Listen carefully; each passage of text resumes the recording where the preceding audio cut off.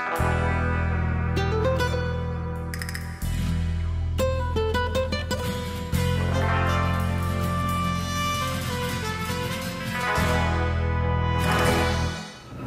to the Fourth Line Hockey Show. I'm your host, Willy Plouffe. I'm sitting with my winger, Mitchell Clinton. How are you today, Mitch? I'm doing well. You know, we were talking a little bit before we started shooting here that I'm sporting the Washington Capitals. My uncle up in Thompson is a huge Capitals fan, so I figured, you know, I'll give him a little shout out today. Awesome. I'm going to give a shout out to my brother-in-law, Darcy Matani. He was one of the guests on our show. He's retired after 15 years playing the Asian Pro Hockey League. He played at UND. He's packed in. Darcy, good job. Way to work. We had a great show today, Mitch, at the Fourth Line Hockey Show. We're going to talk about spring hockey. You have a guest, Garth Lancaster, who's been involved with spring hockey for many, many years. My kids have gone through the program. They had a great time. You know, spring hockey is developed. Should there be or shouldn't there be? You know, who knows? It's all good times by what I'm saying. Yeah, absolutely. I mean, anytime you can get on the ice, you're going to have a good time. 99% of the time, you know, the times you lose, you might kind of categorize that somewhat differently. But, you know, anytime you can kind of get on the ice is going to be good. And spring hockey, you know, of course, there's that argument, you know, do you play hockey all year round, or do you not, and play other sports to kind of develop other skills? You know, it's a question to find out from Garth, I think. You bet. Well, let's bring in Garth Lancaster from the Manitoba Mustangs. Come on in, Garth. Welcome to the Fourth Line Hockey Show. Hey, how are you doing? Hey, Garth. Hey. Garth, let you grab a seat there. You and I go a little bit way back. We played, well, we got to see our kids play, and my kid play, go through your program. That give us a little bit of history about the Mustangs, Garth. Well, the Manitoba Mustangs have been around forever. They were the Manitoba Colts 35, 40 years ago, and probably a lot of our parents have played in that program, and it evolved to the Mustangs. So now we have within the Manitoba Mustangs organization, we have the Mustangs, the Colts. Sometimes we even have Stallions, depending on the interest in a specific age group.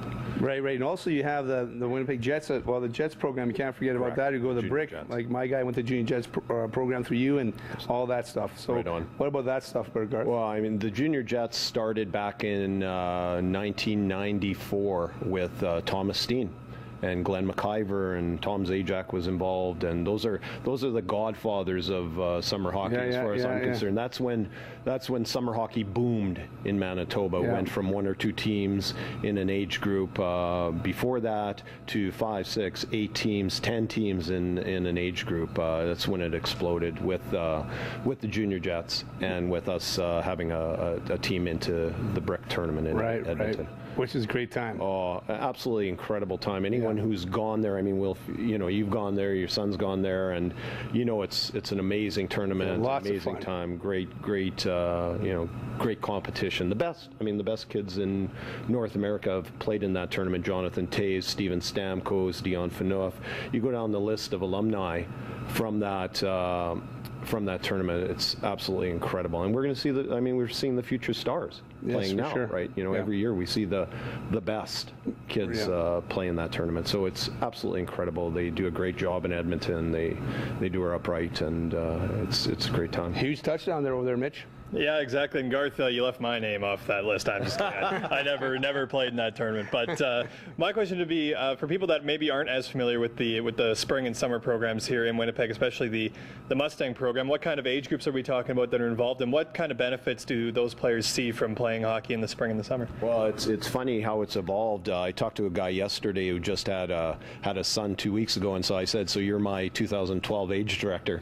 So you know, we joke that it's gone back, but I mean we have a guy right now who's organizing a 2006 program where he skates the kids through the summer, and you know they just do development, and he's going out getting kids you know to skate with the 2006 Mustangs next year and the year after and the year after. And you know it's really gone to that extent where guys are taking 6, 7-year-old kids and you know skating them through different drills, and just it's all development. It's just extra ice for the kids, and it's great. So it goes probably from 6 or 7 all the way up to 14, 15.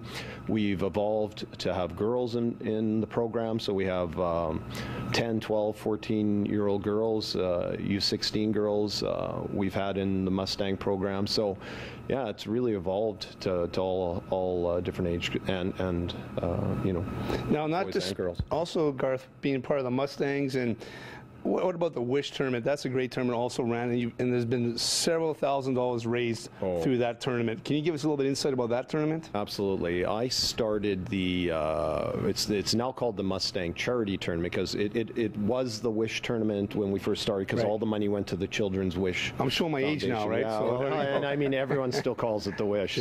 So a number of years ago, we've given to various Manitoba charities.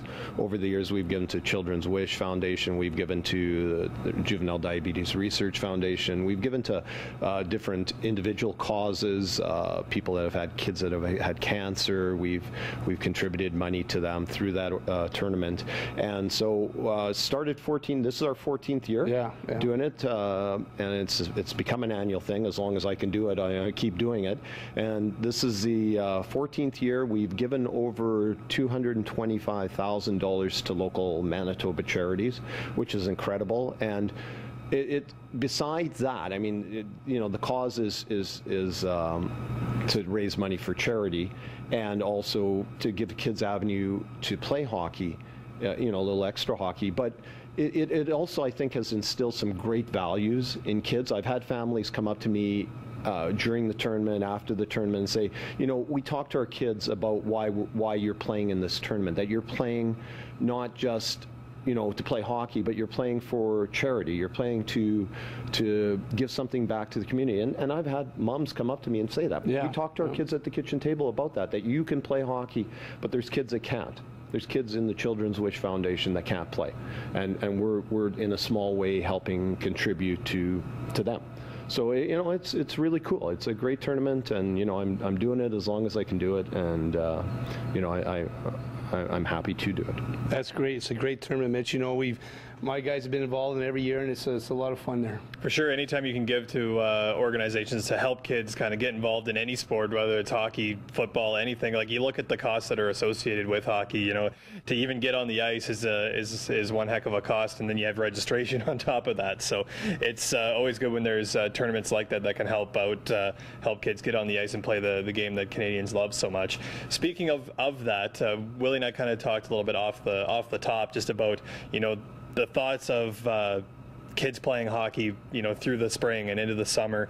I'm curious to know your thoughts on that. I mean, obviously, you would love to have kids come in and play spring and summer hockey. I mean, to get the numbers up and more teams, the better, obviously. But curious to know kind of if parents have talked to you kind of about the kids burning out, or is this something that they are kind of pushing their kid into, or is it a lot of the times just kids want to keep playing?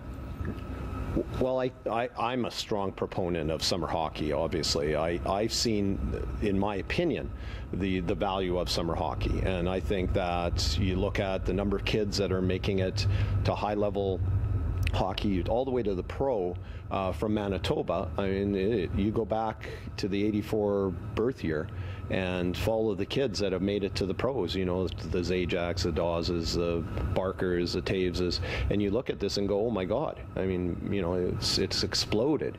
And I think that summer hockey, spring and summer hockey, has been a huge part of that development. And, I think that it's great. I mean, kids want to play. The kids love to play, and it's the kids that want to play and push themselves and play extra hockey that are playing summer hockey. I mean, the ones that are being pushed by their parents to play that extra, they fizzle out really quick. But the kids like the Zajaks and the Dawes and the Taveses that, I mean, they're going to be working out anyways. So this gives them an avenue to play extra hockey. Gives them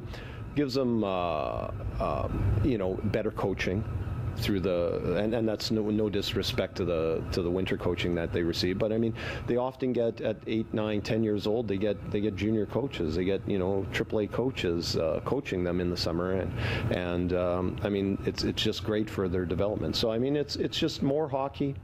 It's great for the kids, and I'm a big fan of it. Garth, I have to agree with you and talk a little bit about if you're having to drive your kid to the rink and he doesn't want to go, what's the point? right? If he wants to play all summer, let him play all summer. Absolutely. Right? And it's about development. If you're developing your players and they want to keep going, let them ride that wave until they tell you, you know what, it's a little bit too much. They're going to tell you that. Yeah, exactly. So, you know, Mitch, on a sidebar there, you know, like a lot of controversy comes up a little bit about should we play or shouldn't we play. I think it's, you know, you got to listen to your kids. If your kids want to, you know, I want to play on the team, I want to go there, let them go there. Like, you know, if you can afford it, or if you can't afford it, there's people out there that can help you, and, you know, enjoy that wave and play some hockey. Absolutely. And, you know, me speaking from the standpoint of, you know, not having any kids yet kind of thing, me being kind of, we'll say from the perspective of the kid, I mean, I don't have to tell parents out there that we're going to say if we don't like something. So, I mean, it's kind of going to come down to that, and it's parents in that regard, you know, listening to their kids and just kind of being like, you know, if little Johnny wants to go out and play spring and summer hockey, then, you know, I don't think there's anything wrong with that, as long as it's something that can fit into the family budget. You know, when I was playing, we had, you know, we really didn't have many teams because I was winning too many championships with the Elmwood Giants boys, the Elmwood Giants, and then secondly, we just skated once in a while, so we didn't have that much time to play a little bit of hockey. And now it's a lot organized, huge, Garth? Yeah, oh, absolutely. I mean, there's tons of organizations and teams being formed for summer hockey, and there's tons of places for kids to play.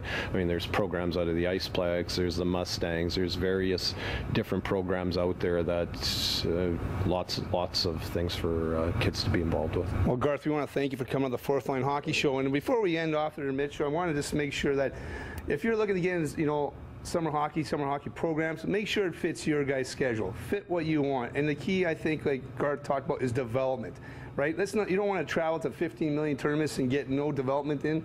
Proper coaching, good development, and your player will improve. Yep, and as fun as it is to play those games and tournaments and travel beyond the road, you know, with the team and the boys and all that kind of stuff, you know, it's there's something to be said for development. You know, the guys that are in the NHL aren't there because they played 2,000 tournaments. You know, So they gave it all they had in practice and practiced outside of that too, whether it's even just sitting in their driveway firing pucks off the garage door trying to hit that top corner.